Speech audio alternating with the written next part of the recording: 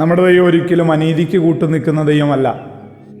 അനീതി ആര് കാണിച്ചാലും, ഇനി ദൈവത്തിൻ്റെ ഏറ്റവും അടുത്തിരിക്കുന്ന ആളാണെങ്കിൽ പോലും ആമേൻ, ദൈവം മുന്നറിയിപ്പ് നൽകും, അവരെ തിരുത്തും, അവരെ ദൈവസേനയിലേക്ക് മടക്കി വരുത്തും. മോർണിംഗ് മനായിലേക്ക് എല്ലാ പ്രിയപ്പെട്ട സ്വാഗതം.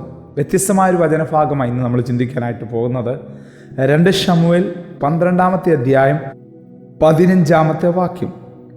ഊരിയാവിൻ്റെ ഭാര്യ ദാവീദിന് പ്രസവിച്ച കുഞ്ഞിനെ യഹോവ ബാധിച്ചു, അതിന് കഠിന രോഗം പിടിച്ചു. ദാവീദ് കുഞ്ഞിനു വേണ്ടി ദൈവത്തോട് അപേക്ഷിച്ചു. ദാവീദ് ഉപവസിക്കുകയും അകത്ത് കടന്ന് രാത്രി മുഴുവനും നിലത്ത് കിടക്കുകയും ചെയ്തു. ഈ വചനഭാഗം നമുക്ക് എല്ലാവർക്കും നല്ലവണ്ണം അറിയാം. ദാവീദിൻ്റെ ലൈഫിൽ പ്രധാനമായിട്ടും 2 തെറ്റുകളാണ് സംഭവിച്ചിട്ടുള്ളത്.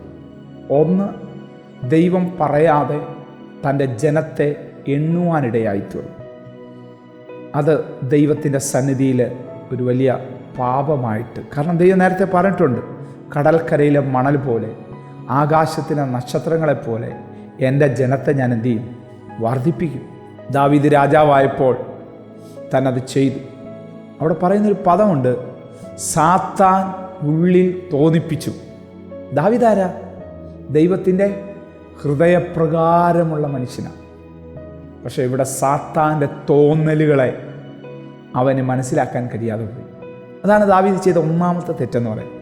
രണ്ടാമത്തതാണ് നമ്മളിപ്പോൾ വായിച്ച വചനഭാഗവുമായിട്ട് ബന്ധപ്പെട്ടുള്ളത്. 11ഉം 12ഉം അധ്യായത്തിൽ ഈ ഭാഗം സവിസ്തരം തിരുവചനത്തിനകത്ത് എഴുതി വച്ചിട്ടുണ്ട്. ഞാൻ പലപ്പോഴും ചിന്തിച്ചിട്ടുണ്ട്, ഇങ്ങനെയുള്ള കാര്യങ്ങളൊക്കെ എന്തിനാ തിരുവചനത്തിനകത്ത് എഴുതി വെച്ചേക്കുന്നത്? പക്ഷെ ദൈവം എനിക്ക് ഈ ദിവസങ്ങൾ അതിൻ്റെ ആൻസറുകൾ തന്നുകൊണ്ടിരിക്കുക. ഒരിക്കലും ദൈവത്തിന് ചില കാര്യങ്ങൾ മറയ്ക്കേണ്ട ആവശ്യമില്ല. ഇതെഴുതി വച്ചേക്കുന്നത് ഈ തലമുറയിലായിരിക്കുന്ന നമ്മുടെ ജീവിതത്തിലും ഇങ്ങനെയുള്ള വിഷയങ്ങൾ കടന്നു വരാൻ സാധ്യതയുണ്ട്. എന്നാൽ നമ്മൾ വിശ്വസ്തയോടെ ദൈവത്തിന് വേണ്ടി നിൽക്കണം.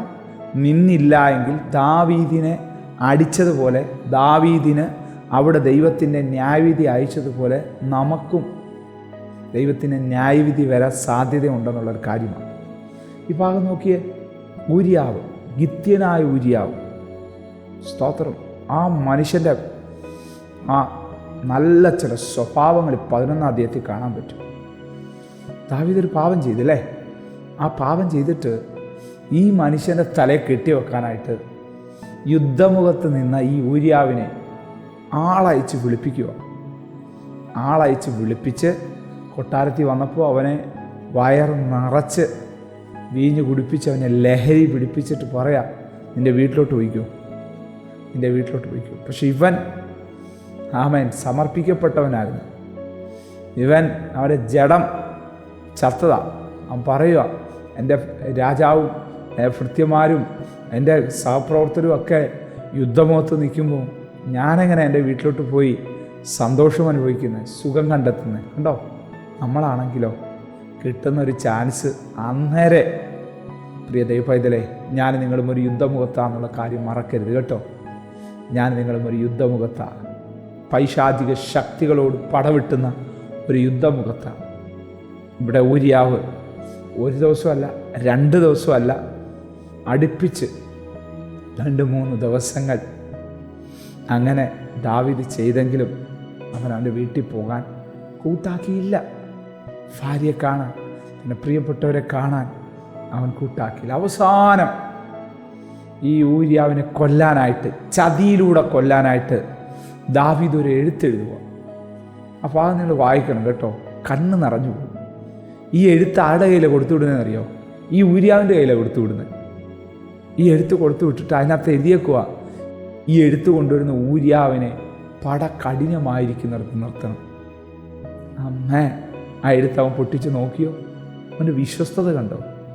തന്നെ കൊല്ലാനുള്ള, തന്നെ വകവരുത്താനുള്ള ആ കൽപ്പനയുടെ ആ ഒരു ആജ്ഞ ആ എഴുത്തിനകത്തുള്ളത്. സ്തോത്രം. പക്ഷെ ഊരിയാവ് അവിടെ വിശ്വസ്തനായിരുന്നു. അവസാനം ദാവീദ് പ്ലാൻ ചെയ്തതുപോലെയൊക്കെ നടന്നു കേട്ടോ. പക്ഷെ 11-ാം അധ്യായം അവസാനിക്കുന്നത് ഇങ്ങനെ, ഇത് യഹോവയ്ക്ക് അനിഷ്ടമായിരുന്നു. യഹോവയ്ക്ക് അനിഷ്ടമായി. പ്രിയ ദൈവത്തിലെ നമ്മൾ ചെയ്യുന്ന എല്ലാ കാര്യത്തിനും ഒന്നും ദൈവം കൂട്ടു നിൽക്കത്തില്ല കേട്ടോ. ദൈവത്തിന് ഹിതമല്ലാത്ത ഏതെങ്കിലും റൂട്ടിൽ പോയാൽ ദൈവം ഒരിക്കലും കൂട്ടു നിൽക്കത്തില്ല. മറന്നു പോകരുത്, ഒരിക്കലും ദൈവം കൂട്ടു നിൽക്കത്തില്ല. ഈ ഭാഗം ദൈവം എങ്ങനെയാണ് കൈകാര്യം ചെയ്യുന്നതെന്നാണ് 12-ാം അധ്യായത്തിൽ നമുക്ക് കാണാൻ കഴിയുന്നത്. നാഥാം പ്രവാചകനെ ദൈവം ദാവീദിൻ്റെ അടുത്തേക്ക് അയച്ചിട്ട് ചില കാര്യങ്ങൾ ഉദാഹരണ സഹിതം വെളിപ്പെടുത്തുമ്പോൾ ദാവീദ് പറയാണ്, ആ മനുഷ്യൻ മരിക്കണം, ആ മനുഷ്യൻ മരിക്കണം. ഹല്ലേലൂയ.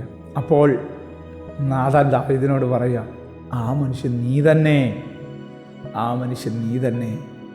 തെറ്റുതയും ബോധ്യപ്പെടുത്തി കൊടുത്തു കേട്ടോ. അങ്ങനെ ഹൃദയത്തിൻ്റെ അകത്തളങ്ങളിൽ നിന്ന് ഉരുത്തിരിഞ്ഞതാ 51-ാം സങ്കീർത്തനം. എൻ്റെ രക്ഷയുടെ സന്തോഷം, നിൻ്റെ രക്ഷയുടെ സന്തോഷം എനിക്ക് തിരികെ തരണേ കർത്താവേ. പരിശുദ്ധാത്മാവിനെ നിന്നെടുക്കല്ലേ. പക്ഷേ ആ കുഞ്ഞ് മരിച്ചുപോയി കേട്ടോ. ആ കുഞ്ഞിനെ ദൈവം ബാധിച്ചു.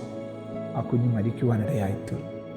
പ്രിയ ദൈവമക്കളെ, നമ്മുടെ ജീവിതത്തിലും ദൈവം തിരുത്താനുള്ള സമയങ്ങൾ തരുമ്പോൾ ഹൃദയം കഠിനപ്പെട്ടു പോകരുത്, മനസ്സ് കഠിനപ്പെട്ടു പോകരുത്.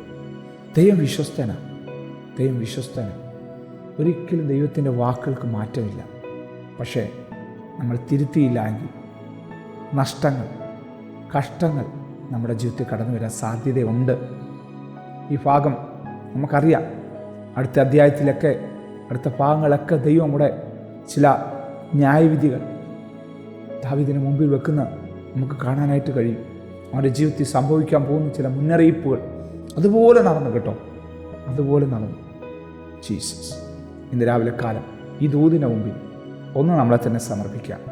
ഞാനൊന്നുമില്ല കർത്താവേ, എന്നെ സമ്പൂർണ്ണമായി നിൻ്റെ കരങ്ങളിൽ ഏൽപ്പിക്കുന്നു. കാൽ വഴുതാതെ, കല്ലിൽ തട്ടാതെ നിങ്ങളുടെ വചനമനുസരിച്ച് ജയാളിയായി യാത്ര ചെയ്യാം എന്നെ ഏൽപ്പിക്കുന്നു നമുക്ക് പറഞ്ഞ് പ്രാർത്ഥിക്കാം. സ്വർഗപിതാവേ, ഇന്ന് ഞങ്ങളെ കറക്റ്റ് ചെയ്യുന്ന ചില സന്ദേശങ്ങൾ കേൾപ്പിച്ചല്ലോ. ദാവീദിൻ്റെ ജീവിതത്തിൽ കടന്നു വന്ന ചില തെറ്റായിട്ടുള്ള ചിന്തകൾ അവനെ വലിയ ചില വിപത്തിലേക്ക് നയിച്ചത് ഞാൻ കേൾക്കാനിടയായി തീർന്നല്ലോ. ഞങ്ങളും ഈ ഭൂമിയിൽ ജീവിക്കുന്ന മനുഷ്യരാണ്. ഞങ്ങളുടെ ഈ ലൈഫിൽ പ്രയാസങ്ങൾ, പ്രതികൂലങ്ങൾ വരാൻ സാധ്യതകളുണ്ട്. എന്നാൽ അതിനെ ജയിക്കാൻ അതാത് സമയങ്ങളിൽ ദൈവം ഞങ്ങൾക്ക് കരുത്ത് പകരുമ്പോൾ അതിനെ അവഗണിക്കാതെ അതിനെ ഏറ്റെടുത്ത് മുന്നോട്ട് പോകാൻ ഞങ്ങളെല്ലാവരെയും സഹായിക്കും. ഊര്യാവിനെപ്പോലെ ദൈവത്തിന് വിശ്വസ്തരായിപ്പാൻ ഞങ്ങളെ സഹായിക്കും, അനുഗ്രഹിക്കണം. യേശുവിൻ നാമത്തിൽ തന്നെ ആമേൻ. God bless you. ദൈവം നമ്മെ അനുഗ്രഹിക്കട്ടെ. Praise the Lord. മോർണിംഗ് മന്ന സന്ദേശം ശ്രവിച്ചുകൊണ്ടിരുന്ന എല്ലാ ദൈവമക്കൾക്കും സ്നേഹവന്ദനം. പാസ്റ്റർ ബിനു വട്ടപ്പാറ. ഈ ദൈവവചന സന്ദേശങ്ങൾ തുടർമാനമായി ലഭിക്കുന്നതിനായി 9745600023 എന്ന വാട്സാപ്പ് നമ്പറിൽ ബന്ധപ്പെടാവുന്നതാണ്. നമ്പർ ഒരു പ്രാവശ്യം കൂടി ആവർത്തിക്കുന്നു: 97 45 60 00 23. ദൈവം നമ്മേവരെയും അനുഗ്രഹിക്കട്ടെ. God bless you.